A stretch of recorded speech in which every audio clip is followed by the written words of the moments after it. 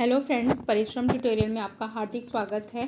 आज हम नदी से रिलेटेड एमसीक्यू देखेंगे जो आपके सभी तरह के कंपटीशन एग्जाम के लिए बहुत ही ज़्यादा इंपॉर्टेंट है। तो आइए बढ़ते हैं हमारे पहले क्वेश्चन की ओर। हमारा पहला क्वेश्चन है, गंगा नदी का उद्गम कहाँ से हुआ है? इसके ऑप्शंस दिए हुए हैं। ए बृहद हिमालय, बी मध्य हिमालय, सी शिवालिक, डी अरावली। तो इसका जो करेक्ट आंसर है वो है आपका ऑप्शन नंबर ए बृहद हिमालय। यहाँ से किसका उद्गम हुआ है? तो आपका गंगा नदी का उद्गम हुआ है। ठीक है, अब हम अपने अगले क्वेश्चन की ओर बढ़ते हैं। हमारा नेक्स्ट क्वेश्चन है, गंगा नदी का मुहाना है ए गंगोत्री, बी मानसरोवर, सी सुंदरवन, डी खंबात की खाड़ी। तो इसका जो करेक्ट आंसर है वो है आपका ऑप्शन नंबर सी सुंदरवन। ठीक है, आपकी जो गंगा नदी है वो कहाँ गिरती है? तो आपके बंगाल की खाड़ी में गिरती है। तो यहाँ पर बंगाल की खाड़ी में आपका जो सुंदरवन है वो कहाँ से कहाँ तक फैला हुआ है? तो आप ध्यान दीजिएगा, जो आपका सुंदर वन है वो आपका पश्चिम बंगाल से लेकर के बांग्लादेश तक फैला हुआ है। ठीक है, अब हम अपने अगले क्वेश्चन की ओर बढ़ते हैं। हमारा नेक्स्ट क्वेश्चन है, इनमें से कौन भारत की सबसे लंबी नदी है? इसके ऑप्शंस दिए हुए हैं। ये यमुना नदी, बी ब्रह्मपुत्र नदी, सी गोदावरी नदी, डी गंगा नदी। तो इसका जो करेक्ट आंसर है वो है आपका ऑप्शन नंबर डी गंगा नदी। ये क्या है? आपकी भारत की सबसे लंबी नदी है। ठीक है, और फिर इसकी जो लंबाई है वो कितनी है? तो यहाँ पर 2510 किलोमीटर इसकी जो है लंबाई है। ठीक है, ये भी आप लोग याद रखिएगा। अब हम अपने अगले क्वेश्चन की ओर बढ़ते हैं। हमारा अगला क्वेश्चन है, निम्नलिखित स्थानों में से कौन सा सिंधु नदी का उद्गम स्थल है? तो इसके ऑप्शंस दिए हुए हैं। ए तिब्बत, बी लद्दाख, सी हिमाचल प्रदेश, डी काबुल।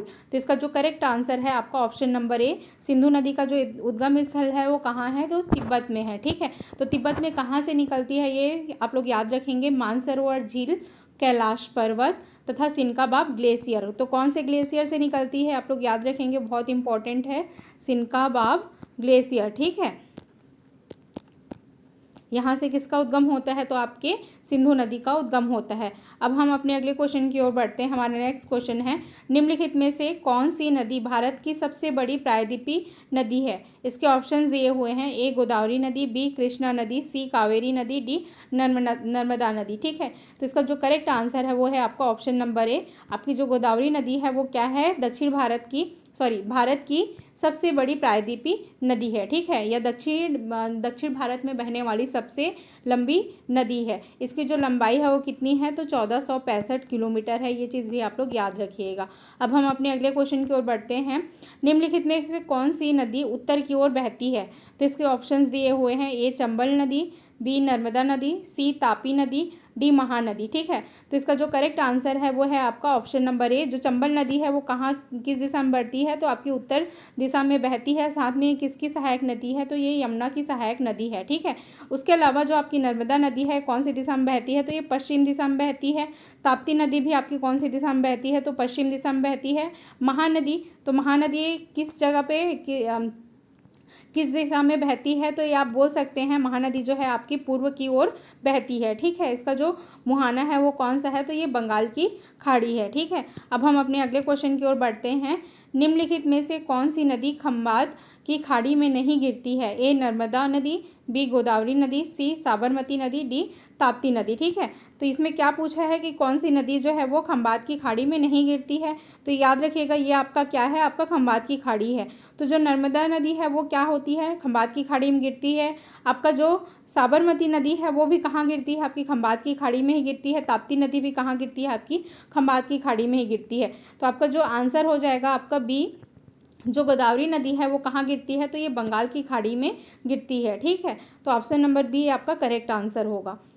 अब हम अपने अगले क्वेश्चन की ओर बढ़ते हैं। वह कौन सी नदी है जो डेल्टा का निर्माण नहीं करती है? इसके ऑप्शंस दिए हुए हैं। ए कावेरी, बी गोदावरी, सी नर्मदा, डी महानदी। तो इसका जो करेक्ट आंसर है वो है आपका ऑप्शन नंबर सी।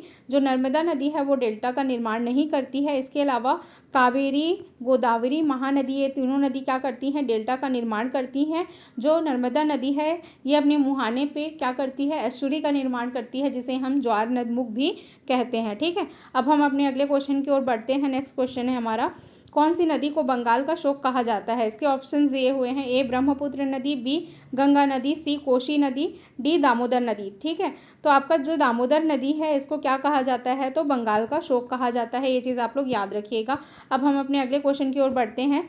सतलज नदी का उद्गम स्थल है? ए राकस स्थल, बी पीर पंजाल श्रेणी, सी काराकोरम श्रेणी, डी धौलाधार श्रेणी। तो इसका जो करेक्ट आंसर हो जाएगा आपका ऑप्शन नंबर ए राकस स्थल। ठीक है, ये क्या है? राकसताल झील जो है वो सतलज नदी का उद्गम स्थल है। अब हम अपने अगले क्वेश्चन की ओर बढ़ते हैं।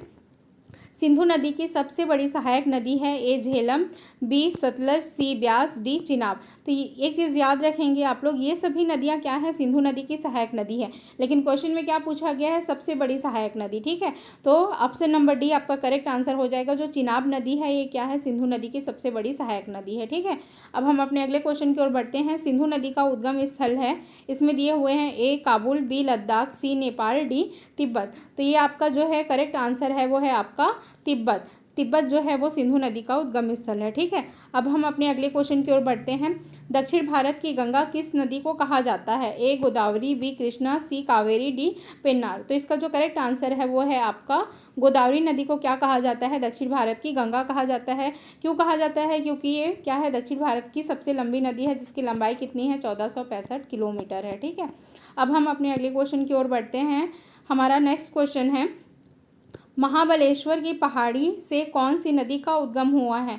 ए गोदावरी नदी, बी माही नदी, सी कावेरी नदी, डी कृष्णा नदी। तो इसका जो करेक्ट आंसर है वो है आपका कृष्णा नदी का उद्गम कहाँ से हुआ है? तो महाबलेश्वर की पहाड़ी से हुआ है। ठीक है, साथ में आप लोग ये भी याद रखेंगे, जो गोदावरी नदी है इसका उद्गम कहाँ से हुआ है? तो त्रयंबकेश्वर की पहाड़ी जो नासिक में स्थित है वहाँ से हुआ है। ठीक है, अब हम अपने अगले क्वेश्चन की ओर बढ़ते हैं। हमारा नेक्स्ट क्वेश्चन है, किस स्थान से कावेरी नदी का उद्गम हुआ है? ए महाबलेश्वर, बी ब्रह्मगिरी, सी अमरकंटक, डी त्रयंबक पहाड़ी। ठीक है, तो इसका जो करेक्ट आंसर है वो है आपका ऑप्शन नंबर बी, ब्रह्मगिरी की पहाड़ी से किस नदी का उद्गम हुआ है? तो कावेरी नदी का उद्गम हुआ है। हमारा नेक्स्ट क्वेश्चन है, भारत की सबसे बड़ी नदी बेसिन है? A Ganga, B Sindhu, D C Brahmaputra, D Sutlej. तो आपका ऑप्शन नंबर ए आपका करेक्ट आंसर हो जाएगा। आपका जो गंगा नदी है वो क्या है? भारत की सबसे बड़ी नदी बेसिन है। अब हम अपने अगले क्वेश्चन की ओर बढ़ते हैं। हमारा नेक्स्ट क्वेश्चन है, निम्नलिखित में से किसे लाल नदी के नाम से जाना जाता है? ए सतलज, बी नर्मदा, सी ब्रह्मपुत्र, डी यमुना। तो आपका ऑप्शन नंबर सी जो है वो आपका करेक्ट आंसर होगा। ब्रह्मपुत्र नदी को लाल नदी के नाम से जाना जाता है। हमारा नेक्स्ट क्वेश्चन है, तिब्बत में ब्रह्मपुत्र नदी को किस नाम से जाना जाता है? ए दिहांग, बी मेघना, सी जमुना, डी सांगपो। ठीक है, तो याद रखिएगा, तिब्बत में जो है ब्रह्मपुत्र नदी को यारलुंग सांगपो के नाम से जाना जाता है। यारलुंग सांगपो। ठीक है, यारलुंग सांगपो के नाम से किस नदी को जाना जाता है? ब्रह्मपुत्र नदी को तिब्बत में जाना जाता है।